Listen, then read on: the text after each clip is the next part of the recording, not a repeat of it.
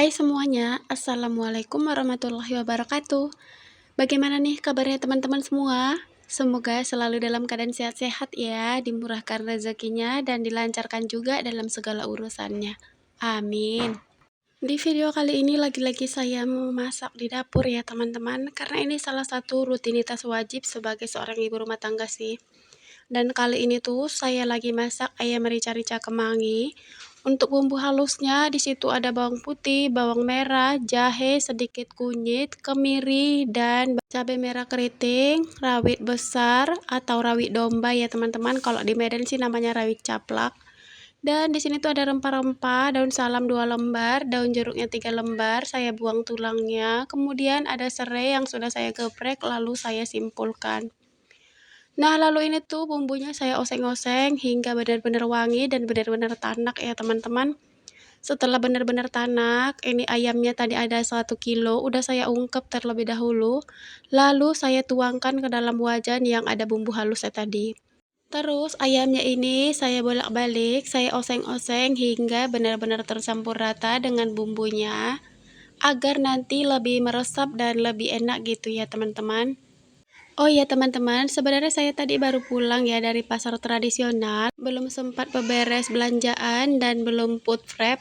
Tapi berhubung tadi pas di jalan pulang, saya mendapatkan telepon dari seorang teman, katanya mau main-main ke rumah gitu, mau makan siang di rumah.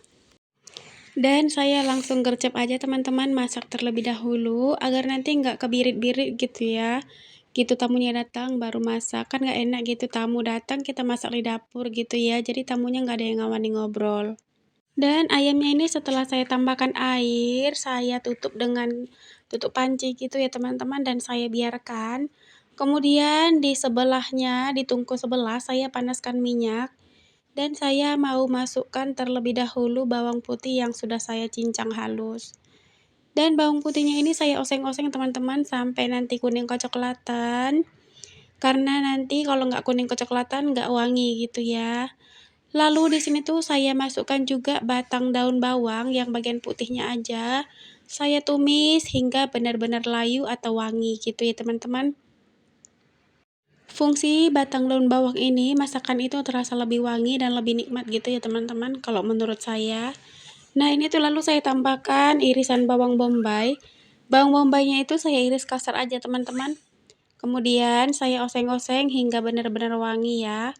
Dan tidak terlalu layu, pokoknya dia cukup wangi aja sudah. Lalu di sini juga saya tambahkan irisan cabai. Ini tadi saya pakai 2 buah teman-teman. Lalu saya oseng-oseng sebentar.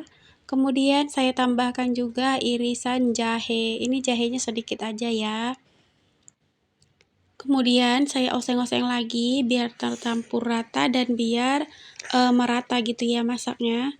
Dan di sini tuh saya memasukkan sayuran wortel. Ini udah saya potong korek api ya teman-teman.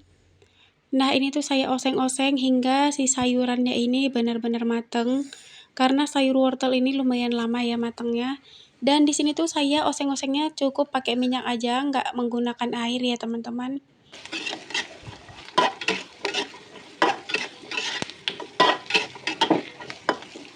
Nah ini tuh udah matang teman-teman, sayur wortelnya udah lembut. Kemudian saya tambahkan tahu yang sudah digoreng. Ini tadi tahunya saya potong kotak kecil dan udah saya goreng ya. Lalu saya tambahkan toge. Ini togenya udah saya buang ya teman-teman bagian akarnya.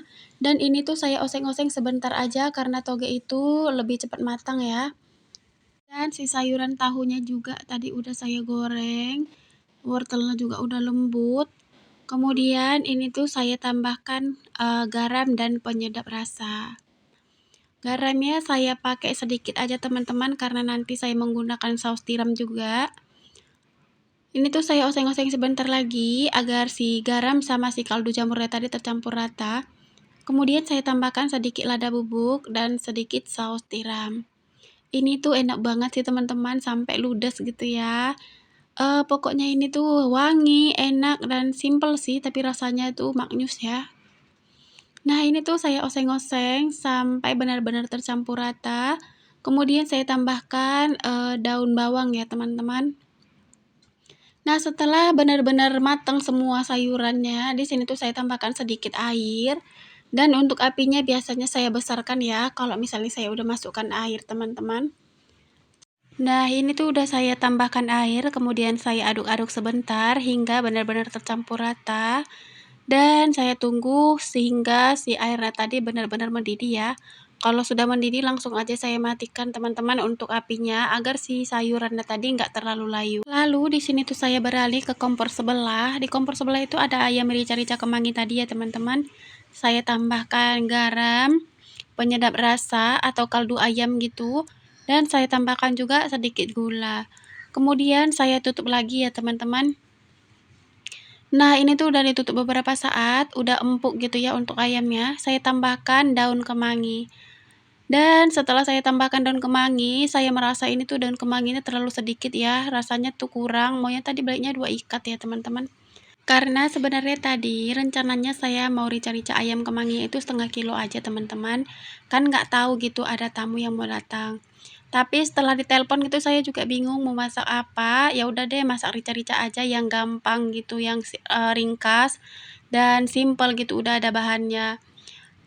Nah, yang terakhir di sini tuh saya cek rasa ya teman-teman, dan ini saya rasa udah cukup enak, udah pas gitu rasa gurih, asin, pedas, manis udah dapat semua. Lalu ini tuh saya matikan kompornya dan saya wadahin seperti biasa ya. Karena habis masak ini saya mau langsung cuci piring dan saya mau beberes di area kompor. Karena saya takut gitu ya teman-teman, tamunya itu keburu datang. Jadi pokoknya harus serba gercep gitu, satset udah jadi beres gitu ya. Dan sebenarnya saya tuh terharu banget ya teman-teman, sampai nangis gitu dikunjungin sama teman saya ini. Karena kami itu udah lumayan lama sih nggak ketemu, udah hampir 15 tahun gitu ya. Dan kami itu bukan sahabatan ya teman-teman, lebih dari seorang sahabat sih saya rasa, seperti seorang kakak adik ya. Padahal kami itu bukan ada hubungan darah ataupun hubungan saudara, nggak ada ya teman-teman. Cuman tak kenapa gitu hati dan apa ya, perasaan ini kok rasanya deket gitu, dan rasanya itu sampai terharu, sampai nangis gitu ya teman-teman. Kayaknya udah lama banget dan gak nyangka sih bakalan ketemu gitu. Sebenarnya dia itu balik kampung ya teman-teman, balik ke Paluta ya, Padang Lawas Utara. Dan setelah balik dari sana itu dia sengaja memilih jalur laut dari Kota Medan, dari Pelabuhan Belawan agar bisa ketemu atau bisa singgah di rumah saya. Siapa coba teman-teman yang gak terharu seperti itu. Dan sudah selesai berjibaku di dapur tadi teman-teman, udah selesai masak, cuci piring dan lain sebagainya. Di sini tuh langsung gercep aja saya ngembangin ambal supaya nanti tamunya bisa duduk bersantai di sini ya. Dan waktu ngembangin ambal gini ya teman-teman, saya geser sana sini karena ini tuh pakaian laundrynya itu menghalangi gitu ya. Dan setelah saya kembangin ambal, saya tuh lagi ngibasin keset ya di luar rumah, dan tiba-tiba saya melihat kalau tamunya itu udah sampai teman-teman. Nah, itu dia kakak saya, kakak yang udah lama nggak saya temui ya. Dan ini sedikit kenangan yang kami simpan ya teman-teman. Dan semoga memori ini jadi kenangan yang nggak bisa dilupakan.